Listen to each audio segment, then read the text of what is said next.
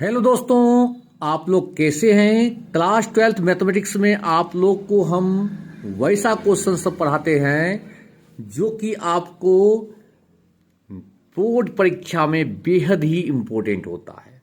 तो बोर्ड परीक्षा का दृष्टिकोण से आप इस क्वेश्चन को पढ़ते जाइए और 95 96 प्लस मार्क्स आपको डिफिनिट प्राप्त होगा।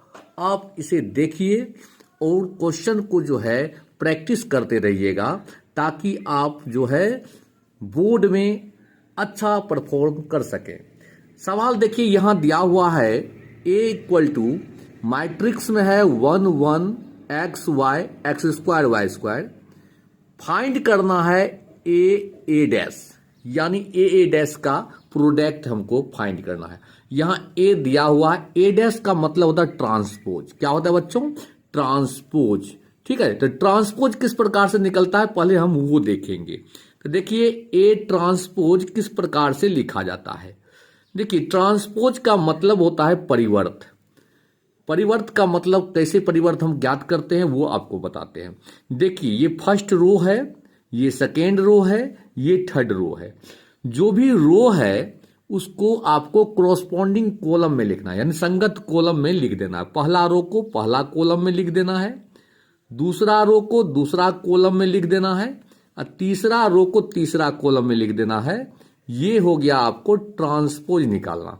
ठीक है, ट्रांसपोज में डैश भी यहां लिख सकते हैं और टी भी कहीं कहीं लिखा रहता है, तो आप दोनों यूज कर सकते हैं। अब हम लोग को देखिए ए ट्रांसपोज निकालना है, इसका प्रोडक्ट निकालना है, ए और ए ट्रांसपोज गुना करना है। तो देखिए कैसे करते हैं, ध्यान से समझिएगा तो आप जो है आराम से लिख सकते हैं फाइनल एग्जाम में। देखिए 1 एक्स स्क्वायर ये फर्स्ट कॉलम में है, 1 वाई स्क्वायर ये आपको सेकेंड कॉलम में, ये कॉलम हुआ, पहला कॉलम दूसरा कॉलम। इस प्रकार से रो होता, पहला रो दूसरा रो और ये हुआ तीसरा रो। और ए डैश जो आपको दिया हुआ है वो लिख दीजिए 1 1 एक्स वाई और ये रहा आपको एक्स स्क्वायर वाई स्क्वायर। अब हम लोग जो गुना करते हैं दोस्तों, कैसे गुना होता है वो देखिए। कभी भी मैट्रिक्स का गुना जो होता है वो रो को कॉलम से गुना होता है। पहला रो को पहला कॉलम से गुना करेंगे, फिर पहला रो को दूसरा कॉलम से गुना करेंगे, फिर पहला रो को तीसरा कॉलम से गुना करके लिखेंगे। ठीक है, तो देखिए कैसे लिखेंगे। ये पहला रो देख रहे हैं, इसको पहला कॉलम से गुना करके लिखेंगे तो 1 को 1 से गुना करेंगे तो 1 होगा, अब प्लस फिर 1 को 1 से गुना करेंगे तो 1 होगा। ठीक है, फिर पहला रो को आप दूसरा कॉलम से गुना कीजिएगा तो 1 को x से गुना कीजिएगा तो x होगा, फिर 1 को y से गुना कीजिएगा तो y होगा। फिर पहला रो को तीसरा कॉलम से गुना करना है तो क्या होगा, 1 को x स्क्वायर से गुना कीजिएगा तो x स्क्वायर होगा, अब प्लस में 1 को y स्क्वायर से गुना करेंगे तो y स्क्वायर होगा। यानी ये पहला रो पहला कॉलम पहला रो दूसरा कॉलम पहला रो तीसरा कॉलम। फिर आया बारी दूसरा रो पहला कॉलम का, तो ये हो गया x प्लस वाई, फिर इसको इससे मल्टीप्लाई करेंगे तो X square plus Y square, फिर इसको दूसरा रो को तीसरा कॉलम से गुना करेंगे तो होगा X cube plus Y cube. ठीक है दोस्तों, अब देखिए तीसरा रो को पहला कॉलम से गुना करेंगे तो क्या होगा, X square plus Y square, फिर तीसरा रो को दूसरा कॉलम से गुना करेंगे क्या होगा, X cube plus Y cube, और फिर तीसरा रो को तीसरा कॉलम से गुना करेंगे एक्स का पावर 4 प्लस वाई का पावर 4। ये आपको गुना करना था ए ट्रांसपोज को, तो आपका ये आंसर हो गया। कितना इजी था दोस्तों, इस प्रकार से आपका सवाल बन जाता है। अब नेक्स्ट क्वेश्चन पर आते हैं।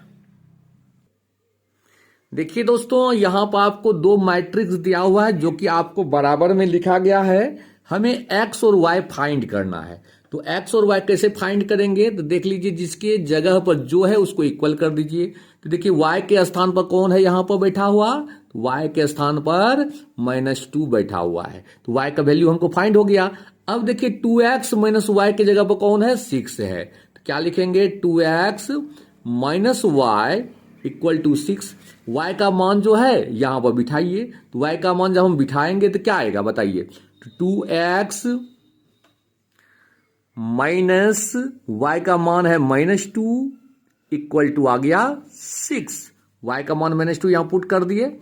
2x और ये माइनस को माइनस से गुना करो, हो जाएगा +2 equal to 6। 2x equal to +2, इसको इधर भेज दीजिए, तो 6 - 2 that is 2x equal to 4। तो 2x का मान 4 आया, इसलिए x इक्वल टू क्या होगा 4/2, यानी x का मान 2 आ गया और y का मान आपको -2 आ गया। दोस्तों ये सवाल भी आपको बन गया। क्वेश्चन नंबर 3 आते हैं। देखिए दोस्तों यहां पर सवाल आपको दिया हुआ है, ए मैट्रिक्स दिया हुआ है, बी भी दिया हुआ है, हमें ए बी फाइंड करना है। ए बी फाइंड करने के लिए हम पहले ए को लिखेंगे, तो क्या है 6 9 2 और 3, और इसके बाद बी लिख देंगे। बी क्या है 2 7 6 9 और ये रहा 0 8। दोस्तों अब इसको हम मल्टीप्लाई करेंगे, तो मल्टीप्लाई कैसे करते हैं आपको पता है, रो को कॉलम से मल्टीप्लाई होता है। मैट्रिक्स का कभी भी प्रोडक्ट हम करेंगे तो रो को कॉलम से गुना करना है। तो ये फर्स्ट रो को फर्स्ट कॉलम से गुना करेंगे, 6 को 2 से मल्टीप्लाई कीजिए आएगा 12, प्लस 9 को 7 से मल्टीप्लाई कीजिए आएगा 63। फिर फर्स्ट रो को सेकेंड कॉलम से मल्टीप्लाई करेंगे, तो 6 को 6 से मल्टीप्लाई कीजिए 36, प्लस 9 को 9 से मल्टीप्लाई कीजिए 81। ठीक है दोस्तों, फिर क्या है इस फर्स्ट रो को थर्ड कॉलम से मल्टीप्लाई करेंगे, तो 6 को 0 से मल्टीप्लाई कीजिए 0, प्लस 9 को 8 से मल्टीप्लाई कीजिए आएगा 72। ठीक है दोस्तों, फिर क्या है सेकेंड रो फर्स्ट कॉलम, 2 को 2 से मल्टीप्लाई कीजिए 4, प्लस 3 को 7 से मल्टीप्लाई कीजिए 21। फिर सेकेंड रो सेकेंड कॉलम, तो 2 को 6 से मल्टीप्लाई कीजिए 12, प्लस 3 को 9 से मल्टीप्लाई कीजिए 27। फिर क्या है सेकेंड रो थर्ड कॉलम, तो 2 को 0 से मल्टीप्लाई कीजिए 0, प्लस 3 को 8 से मल्टीप्लाई कीजिए 24। अब इसको ऐड कर दीजिए, जो ऐड होने वाला है ऐड कर देना है, जो माइनस होने वाला था तो माइनस कर देते। तो ऐड कीजिए, ये हो गया 75, ये हो जाएगा 117, 72, 25 और ये रहा आपको 39 और 24। इस प्रकार से हम लोग ए बी फाइंड कर लिए। नेक्स्ट क्वेश्चन देखते हैं। सवाल है आपको ए दिया हुआ है, हमें वेरीफाई करना है कि ए का ट्रांसपोज जो है वो ए के इक्वल होता है। ठीक है, तो पहले हम ए का ट्रांसपोज करते हैं दोस्तों। ए का ट्रांसपोज कैसे करेंगे, फर्स्ट रो है, फर्स्ट रो को फर्स्ट कॉलम में लिखेंगे 3√3 2, और सेकेंड रो को सेकेंड कॉलम में लिखेंगे 4 2 0। अब क्या करना है दोस्तों, फिर इसका एक बार और ट्रांसपोज करना है, तो ए ट्रांसपोज का ट्रांसपोज करना है, तो इसका भी ट्रांसपोज फिर करना है, तो कोरोस्पोंडिंग रो जो है उसको कोरोस्पोंडिंग कॉलम में लिख देना है। फर्स्ट रो है इसको फर्स्ट कॉलम में लिख देना है, सेकेंड रो जो है वो सेकेंड कॉलम में लिखना है, और थर्ड रो जो है वो थर्ड कॉलम में लिखना है। यह जो है वो आपको ए के इक्वल है, देख लीजिए। तो इस प्रकार से हम लिख सकते हैं ए ट्रांसपोज का ट्रांसपोज जो है वो ए के इक्वल होता है। ठीक है, ये वेरीफाई हो गया। नेक्स्ट क्वेश्चन देखते हैं। देखिए दोस्तों, ए मैट्रिक्स यहां दिया हुआ है, हमको एडज्वाइंट ए निकालना है। अगर एडज्वाइंट ए ट्रिक से निकालना रहे तो ये तो बहुत इजी में हम बना देते हैं। देखिए आपको दिमाग में रखना है, लेकिन आपको बाय रूल भी समझा देंगे और इसको ट्रिक से भी समझाते हैं। 2 रो 2 कॉलम का रहे तो आप डायरेक्ट एडज्वाइंट ए से निकाल सकते हैं। इसको कर दीजिए इंटरचेंज, अदला बदली कर दीजिए, और इस जो ये कोना कोनी है इसमें जो है चिन्ह परिवर्तन कर दीजिए। तो चिन्ह परिवर्तन में जो प्लस रहेगा तो माइनस कर देना है, यहाँ भी प्लस है तो माइनस कर देना, बन गया ये एडज्वाइंट है। ठीक है, और अगर आपको कोफैक्टर निकाल के बनाना पड़ेगा तो पहले कोफैक्टर निकाल लेना है इसका। ये तो सवाल आपको बन गया, इसको अदला बदली कर दिए और इसको चिन्ह परिवर्तन कर दिए, हो गया एडज्वाइंट है। अब कोफैक्टर के थ्रू से बनाना अगर है तो कोफैक्टर ऑफ ए इसका निकाल लेना, ए का कोफैक्टर। तो देखिए ए का कोफैक्टर किस प्रकार से निकलता है, चिन्ह दिमाग में रखना है, प्लस माइनस और ये रहा माइनस प्लस।